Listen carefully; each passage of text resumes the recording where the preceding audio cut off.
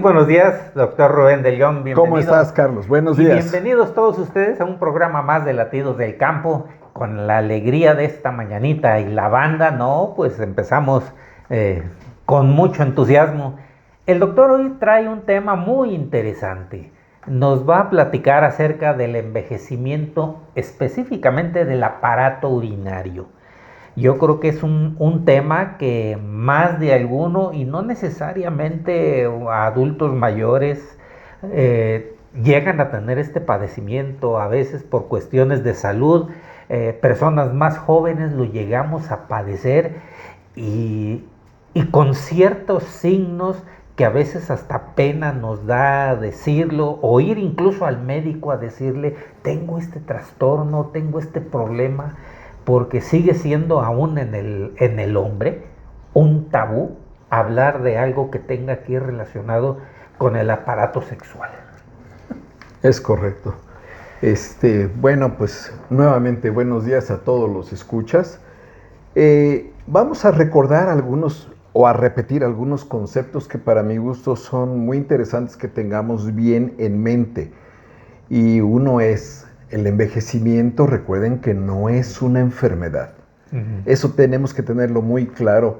El envejecimiento es inevitable y el envejecimiento es irreversible. Cuando nosotros empezamos a hacer conciencia de estos tres conceptos, es cuando nosotros mismos podemos acceder a mejores actitudes o a mejores costumbres para poder vivir de una mejor manera con este proceso de envejecimiento que tenemos. Porque eso sí es muy, muy importante y se va a traducir después en calidad de vida. Pero ya lo hemos platicado en algunas otras ocasiones, pero creo que es necesario que lo estemos repitiendo.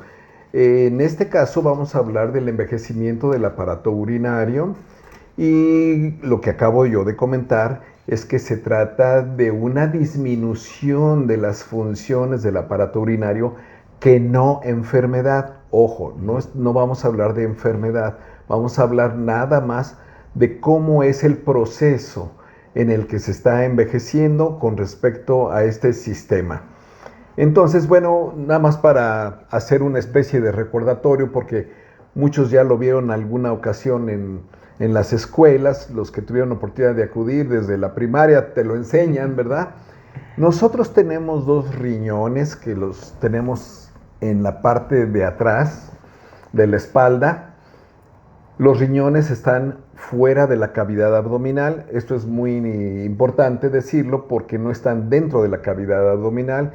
Esto ya nos da una mayor facilidad, sobre todo a los médicos, para explorarlo o para intervenir. Los riñones, tienen una forma como de frijoles. Ya les iba a decir los frijoles. Como de frijoles. Son dos en la mayor parte de los casos, a menos que tuvieras alguna anomalía congénita. Y estos riñones, su función precisamente va a ser la de filtrar la sangre. Entonces vamos a entender otra vez un concepto que ya hemos platicado muchas ocasiones. Todo nuestro cuerpo está inundado de sangre, ¿sí? Desde el corazón salen las arterias y todas las arterias se van haciendo en tuberías cada vez más pequeñas hasta microscópicas para que lleguen hasta las últimas células que hay de todo el organismo. Esto quiere decir que todo nuestro sistema urinario está lleno de sangre, de redes de vasos que llevan sangre.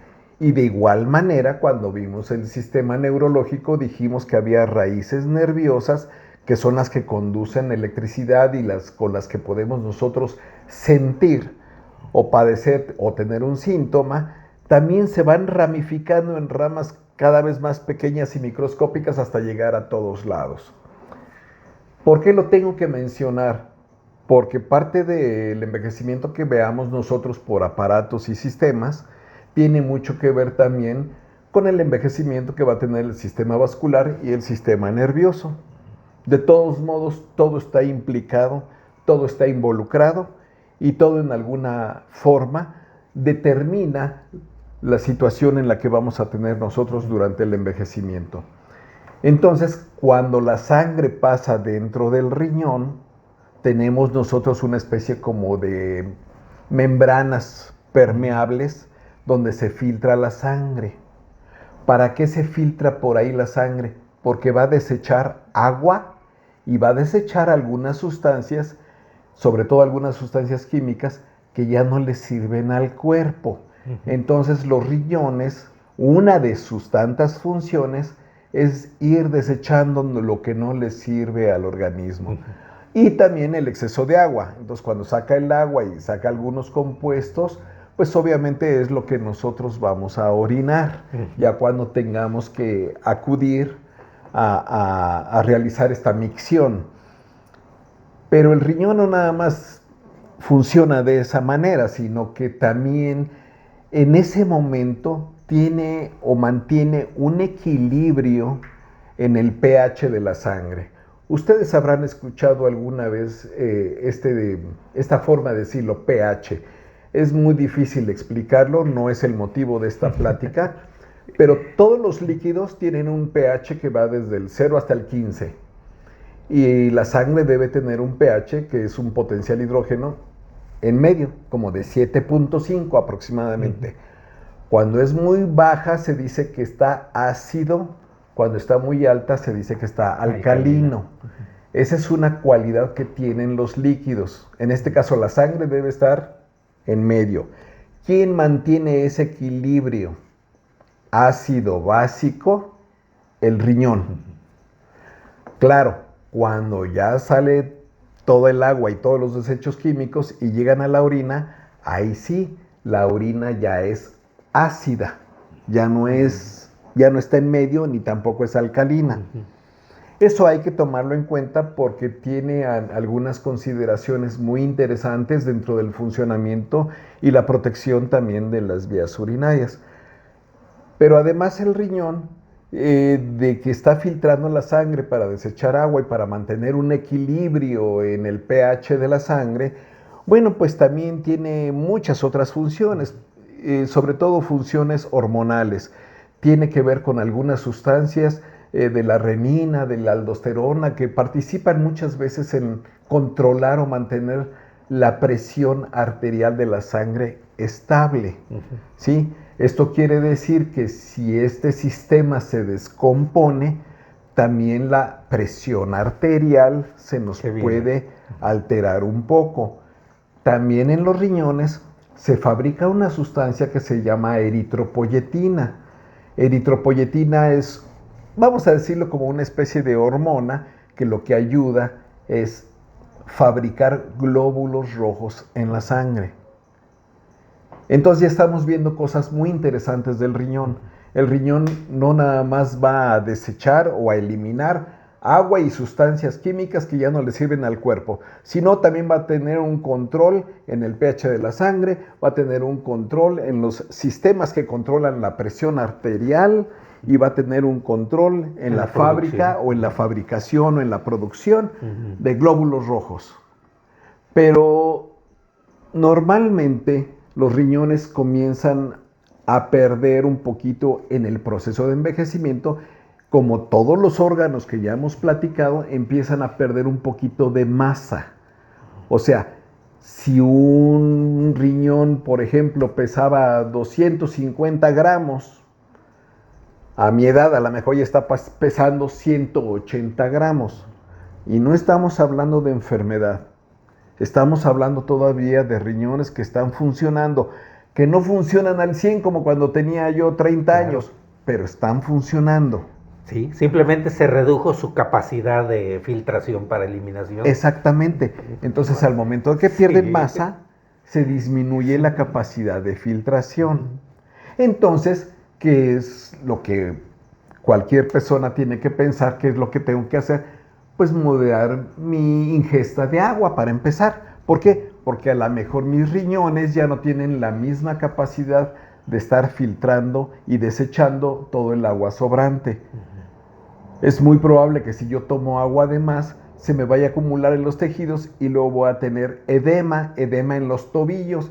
Y se van a preguntar, ¿por qué tengo edema en los tobillos si estoy tomando suficiente agua? Pues por lo mismo, porque estás tomando agua de más que no le alcanza a filtrar el riñón. Entonces, ya habíamos comentado en nutrición que lo ideal es que el adulto mayor tomara máximo 1,5 litros de agua al día, incluyendo sopas y caldos. ¿Sí? Eso fue muy importante porque hay algunas personas expertas en nutrición que te pueden estar recomendando tomar hasta 2 litros de agua al día, pero ya 2 litros de agua al día para adulto mayor. ¿Ya es mucho? Ya es mucho para el trabajo que ya están haciendo normalmente mis riñones envejecidos. Sí. Entonces, aquí viene, para empezar, un punto interesante. Ya tengo que aprender a que tengo que disminuir un poquito la ingesta de agua. ¿Se acuerdan ustedes cuando hablamos del tubo digestivo? Dijimos que todo el tubo digestivo estaba hecho de puro músculo y que los músculos se iban también disminuyendo en, digamos, en su grosor, pero también en su elasticidad. Bueno, las vías urinarias es exactamente lo mismo. Desde los riñones tenemos 2 tubitos pequeños que se llaman ureteros, que bajan hasta la vejiga. Ya todo el mundo sabe qué es la vejiga. Y luego de la vejiga, el último tubito, que es por donde va a salir la orina, se llama uretra. Creo que no está muy complicado, pero los ureteros, la vejiga y la uretra, todos son músculo. Y como nosotros estamos perdiendo un poco de músculo con el proceso de cumplir años, y también estoy perdiendo elasticidad, entonces también el flujo de orina que se tiene que desechar y que se tiene que vaciar a partir de la vejiga, también va a estar un poquito enlentecido. No dije completamente lento, no. Podemos vivir con esto perfectamente bien. Siempre les pongo yo a ustedes el ejemplo de muchas personas que ya son centenarios o que tienen entre 90 y 100 años y que todavía andan ahí moviéndose conforme puedan, pero todavía van al baño, todavía comen. O sea, no es algo que determine el que uno esté completamente discapacitado, no. Simple y sencillamente están disminuidas las funciones que teníamos de cuando teníamos 30 o 40 años. Ahorita que tenemos 70, bueno, pues ya las condiciones son diferentes y tengo que aprender a vivir con estas funciones disminuidas de manera tal que yo no me enferme. Son 2 cosas distintas. Diferentes, sí. ¿Sí? Entonces, los ureteros, que son unos tubitos muy delgaditos que bajan de los riñones hacia la vejiga, normalmente están, dijéramos que, vertiendo a la vejiga aproximadamente 1 mililitro de orina por minuto. Eso quiere decir que en 1 hora ya tiene unos 60 mililitros en la vejiga. En 3 horas ya tiene usted 180 mililitros y a lo mejor ya tengo ganas en ese momento de ir al baño para poder ir a orinar. Pero el mecanismo es muy, muy interesante porque la vejiga es un músculo y donde está el tubito de salida ya funciona una válvula. Tiene una válvula que la cierra para que no se salga la orina, obviamente. Pero llega un momento en que empieza a crecer tanto la vejiga que nos manda señales. ¿Dónde nos manda señales? Pues con las raíces nerviosas. Hay raíces nerviosas como si fueran, hagan en cuenta, como si fueran receptores, ¿no? O sensores, así como de alerta. Ojo, se está inflando la vejiga. Entonces mandan la información eléctrica a través de los nerviecitos hacia la parte sacra de mi espalda, sube hasta el cerebro. Mi cerebro la registra como que aguas, creo que abajo estoy sintiendo algo, ya incluso me resulta incómodo, creo que tengo que ir al baño. Y entonces me dirijo yo al baño y por otra vía de regreso diferente a la de subida, de vía nerviosa, le manda una orden a la vejiga para que se abra la válvula y comenzamos a tener la satisfacción de poder vaciar la vejiga porque ya en ocasiones se resultaba un poco incómodo, ¿no? Entonces, también este proceso va disminuyendo su función, porque si la vejiga ya no se puede distender tanto como antes, a lo mejor ya no siento por las vías nerviosas tan fácilmente la identificación de que creo que tengo ganas de orinar. Pero sin embargo, yo lo que puedo hacer es formarme un hábito de decir, bueno, tenga o no tenga ganas de orinar, a lo mejor me voy a las 3 horas al baño y hago lo que tenga. Sí. Porque además, cuando yo ya voy y orino, es muy probable que se quede algo de orina residual en la vejiga. Sí, nunca se vacía al 100%. No se va a vaciar al 100% porque ya todos los músculos ya están cansadones, ya están con poca elasticidad. El músculo de la vejiga, que se llama detrusor, ya no tiene la misma fuerza de antes para expulsar la orina, pero todavía la expulsa. Estamos hablando de envejecimiento normal, no enfermedad. Sí. ¿De acuerdo? Entonces, esto es muy interesante porque entonces yo también puedo acostumbrarme a aprender a convivir con estos aparatos y sistemas disminuidos de función por el hecho de cumplir años. ¿Que tiene algo malo? Nada de malo, al contrario. Si yo aprendo a adaptarme, porque bueno, según los evolucionistas, todo mundo se puede adaptar a las nuevas circunstancias y de hecho lo logra la mayor parte de la gente, pues no veo yo por qué no me pueda adaptar a las nuevas circunstancias. Sí. Y lo vamos a hacer. Nada más que hay que entenderlo y sobre todo hay que... Creo que tú también comentaste algo muy interesante, que de repente no nos gusta ir al médico, pero mucho tiene que ver también con el cuidado de nuestra salud, incluir al sistema urinario o a la orina como parte de lo que tenemos que estar monitoreando con algún tipo de análisis, nada más para identificar que vamos bien en el proceso. Sí. ¿Sí?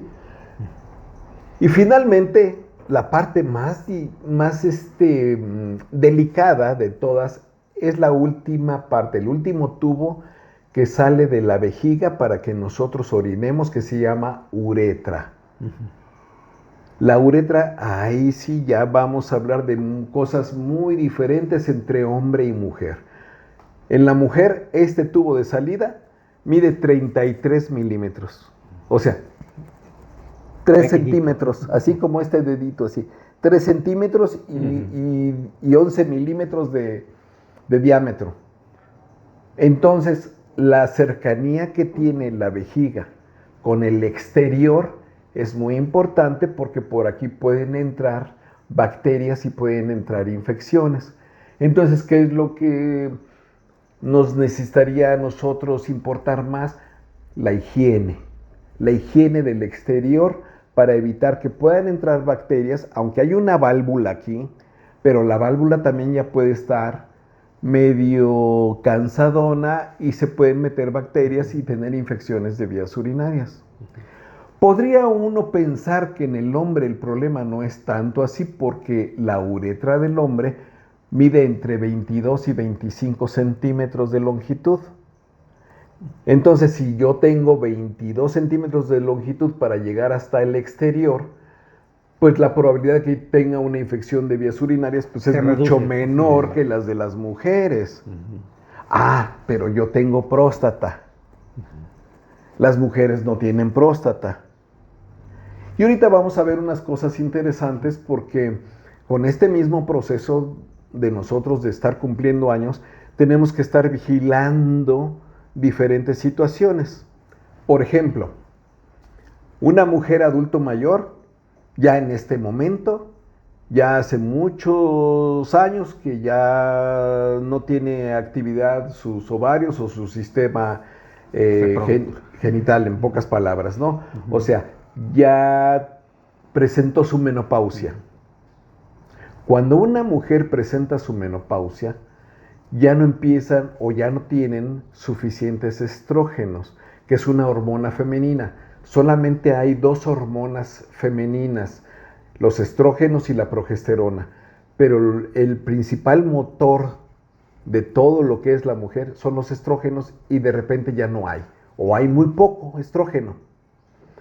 Pero ¿por qué viene ahorita esto a colación?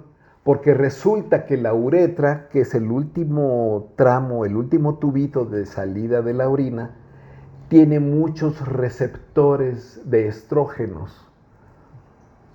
Entonces quiere decir que también la uretra funcionaba un poco con la influencia de los estrógenos, que ahora ya no tiene estrógenos, y entonces la mujer va a tener un poquito más de disfunción de la parte final de la uretra.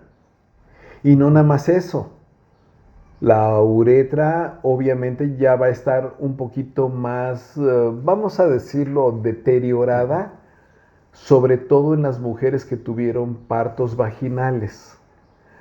Cuando las mujeres tuvieron en su vida joven partos vaginales, 1, 2 o 3 o los que sean, a final de cuentas fue un trauma, un apachurramiento, un involucramiento de la uretra que también la va desgastando, la va haciendo más poco elástica la uretra, y por lo tanto la mujer va a tener más problemas para poder orinar en la última parte, pero todavía estamos hablando de no enfermedad. Sí, en forma natural. En forma natural, porque tuvo partos, porque se le acabaron los estrógenos y porque tiene una uretra muy corta, ya quedamos que son 33 milímetros o 3.3 centímetros, que en su contacto con el exterior va a hacer o va a provocar que tenga una mayor probabilidad de tener infecciones urinarias. El hombre, en su caso, va a tener una próstata. Hagan de cuenta que la próstata es como una dona. Imagínense una dona. Afuera de la vejiga, donde sale el tubo de la uretra, ahí se encuentra la próstata, exactamente a la salida. Pero si la próstata empieza a crecer por la edad, no por enfermedad, en todos los hombres va a crecer la próstata, en todos. No quiere decir que todos van a necesitar cirugía. No se me angustien, hay estadísticas muy interesantes. Pero en el momento que empieza la dona a inflamarse, se inflama no nada más así hacia afuera, se inflama hacia adentro. Entonces, como que estrangula un poco la uretra, disminuye la parte de adentro del tubo, que le llamamos la luz del tubo, y entonces el chorrito de orina, cuando vamos a orinar, sale. No, que antes a los 30 años parecían caballos, ¿no? Entonces, los chorros urinarios eran muchísimo más enérgicos y fuertes, pero era entendible. Teníamos otra estructura y otras características, claro. ¿Sí? Todos los hombres vamos a tener disminución de la fuerza del chorro urinario. Ya dependerá de nosotros si nosotros tenemos que estar identificando o estarnos haciendo algunas pruebas o exámenes periódicos para poder saber cómo estamos en esta situación. Porque, como ya lo dije ahorita, las que más van a sufrir, entre comillas, son las mujeres, pero por el tamaño de la uretra. El tamaño de la uretra, porque tuvieron hijos vaginales que no lo tienen, por ejemplo, las mujeres que tuvieron cesáreas. Y obviamente las que nunca tuvieron hijos, pues tampoco van a tener ese problema. Pero siempre está recibiendo una especie de trauma la uretra y va a estar un poquito más debilitada. Pero ya cuando se llega a una función más inadecuada, bueno, ya estamos hablando de enfermedad, entonces ya estamos hablando de las opciones que pueden tener los médicos para corregir estas situaciones, porque hay muchas formas de corregirlas. Igual en el hombre, ¿sí? Si nosotros estamos teniendo problemas para orinar y llega un momento que hay veces que ya ni siquiera el chorrito es, digamos, muy débil, sino que incluso ya está se cerró y sí, que ya no hay orina. Casi goteo nada más. Pues también hay opciones, ¿verdad? Sí. Ya podemos entrar a los problemas o a las situaciones quirúrgicas para resolver un problema de próstata. En este caso, bueno, yo nada más les recuerdo que hay dos tipos de crecimiento de próstata. Uno que es el que tienen todos los hombres, quieran o no quieran, que es un crecimiento propio del envejecimiento y se va a llamar hipertrofia prostática benigna. Hipertrofia prostática benigna. Y ese lo tienen todos los hombres. Nosotros en medicina tenemos formas de calcular hasta qué punto el tamaño de la próstata puede ser importante o no para la función urinaria. Porque también si yo no estoy eliminando el agua y los residuos químicos que me mandan los riñones, pues también se pueden acumular por acá arriba y tener otros tipo trastornos de problemas.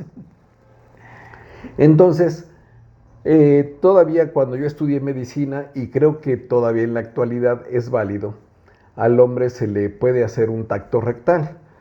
Obviamente con un guante lubricado se introduce el dedo por el recto. ¿Por qué por el recto? Porque es la manera donde más cercanamente tenemos nosotros para llegar a palpar la próstata.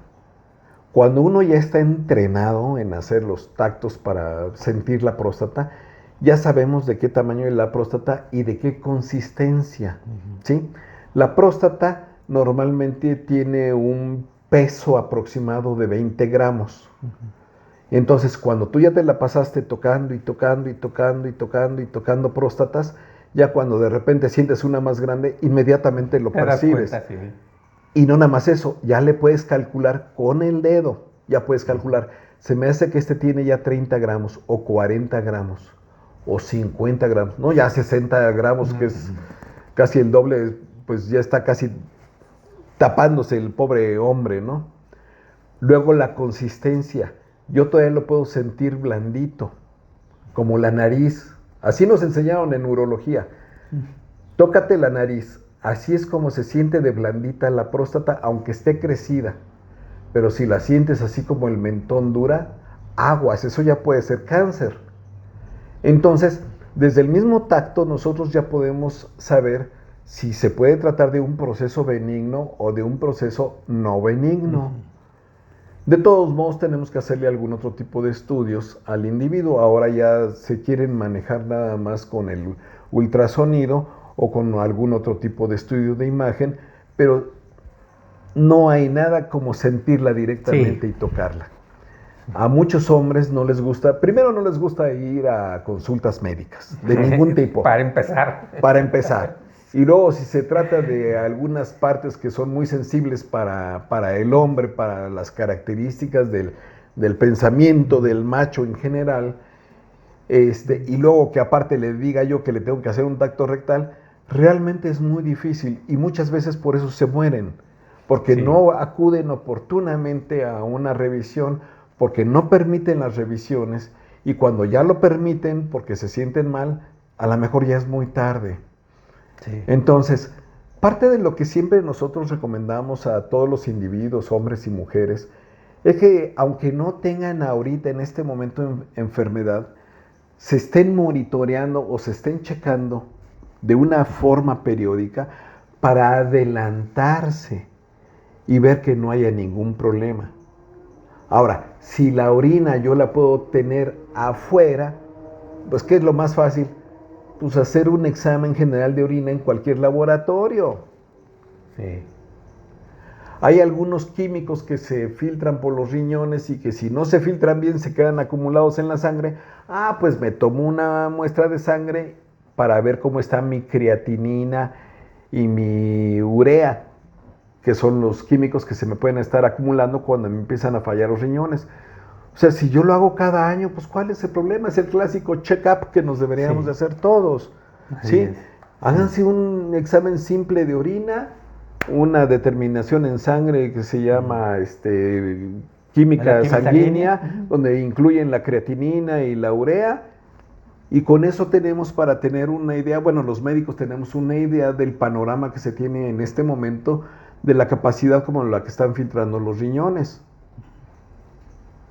Aparte nosotros tenemos otros estudios, por ejemplo, nosotros ya sabemos que los riñones están filtrando a una velocidad y le llamamos tasa de filtración glomerular. Ok, está medio raro el nombrecito, ya sé que los glomérulos son parte estructural de los riñones, pero bueno, estoy tratando de entender con qué velocidad filtran. Y tenemos unos parámetros que dicen, tú tienes que tener una tasa de filtración entre 80 y 120. Ese es el número. El parámetro. Ya no les digo los demás puntos porque no viene al caso ahorita. El chiste es que todo lo tenemos con una medición, con unos valores de referencia entre comillas normales. Entre comillas digo porque no, a lo mejor no hay nada normal, ¿no? entre 80 y 120. Sí. Pero esa filtración glomerular de mis riñones la tenía yo cuando tenía 30 años de edad. A los 40 ya no tengo 80, a lo mejor ya tengo 75. A los 50 y a los 60 a lo mejor ya bajé, ya estoy en 70 o en 65. A lo mejor ahorita yo estoy en 60 de filtración glomerular. Pero si veo que mis químicos en sangre están normales, que el producto de desecho que es la orina y todo lo que ven ahí los de los laboratorios, todo está normal, y que yo estoy tomando suficiente agua, y que estoy haciendo ejercicio, y que llevo a cabo ciertos hábitos de protección, bueno, pues entonces le seguimos. Aunque se vea disminuido el parámetro, está dentro de lo normal por el envejecimiento. Por la edad. Exacto. Es correcto. Y vamos a no extendernos mucho porque el siguiente tema pudiera ya empezar a ser importante para ver ahora sí algo de enfermedad en este caso, pero sí es muy importante que parte de los cuidados que nosotros tenemos que tener es tratar de evitar lo más que sea posible los 4 enemigos de las vías urinarias: el alcohol, el tabaco, el café, chiles y salsas. Todos estos, por alguna razón, sus metabolitos se excretan por los riñones y provocan en el interior de toda la tubería hasta afuera inflamación y enfermedad. Oiga, entonces ya no debo de fumar nunca. De preferencia no, ya no fume nunca. Lo platicamos también en otros aparatos y sistemas. Y eso que todavía no llego al aparato respiratorio, ¿no? Específicamente. Oiga, que alcohol, bueno, pues a lo mejor el fin de semana y se toma una copita, no se ponga hasta atrás. Porque también esto afecta la filtración glomerular. O sea, nadie le está prohibiendo, nada más le estamos diciendo cuáles son los factores que tienen mayor riesgo para que esté sufriendo su sistema urinario, que ya está disminuido en funciones a causa de cumplir años. Creo que hasta ahí estoy tratando de ser claro y preciso. Y como dijimos, el café. Oiga, qué sabroso es el café. Tiene usted razón. Casi a todos nos gusta mucho el café. Y yo también le podría decir a Carlos cuándo nos tomamos un café, pero nada más uno. ¿Sí? Si toma de vez en cuando un café, una taza, no incluso una taza al día, yo creo que no pasa nada. Sus riñones tienen capacidad para hacerlo. Pero hay muchas personas que les encanta el café y se pueden tomar hasta más de 5 tazas al día. Esto ya sería problemático, ¿sí? De preferencia procuren, si van a tomar café, procuren tomar el café normal, el con cafeína. El descafeinamiento de los cafés conlleva un proceso y una elaboración química en la cual pueden producir ciertas alteraciones en ocasiones. No estoy diciendo que siempre, pero puede aumentar el riesgo de cáncer. Entonces, si el café descafeinado que usted toma es porque el decafeinamiento lo hicieron de manera natural en los sembradíos, está bien. Pero si lo hicieron el decafeinamiento con proceso químico en la industria, aguas con este café. Para no estar metiéndome en Honduras, yo cada vez que llego a tomar un café y me preguntan, les pido el habitual, el regular, no el descafeinado. Y finalmente, chiles y salsas. Bueno, ustedes ya saben que nuestros famosos chiles aquí en México, todos tienen unos metabolitos tan interesantes que hasta los utilizamos como curativos en algunas otras partes. Pero esos metabolitos, cuando se están filtrando a través de los riñones y pasan por las vías urinarias, sí me los van dañando.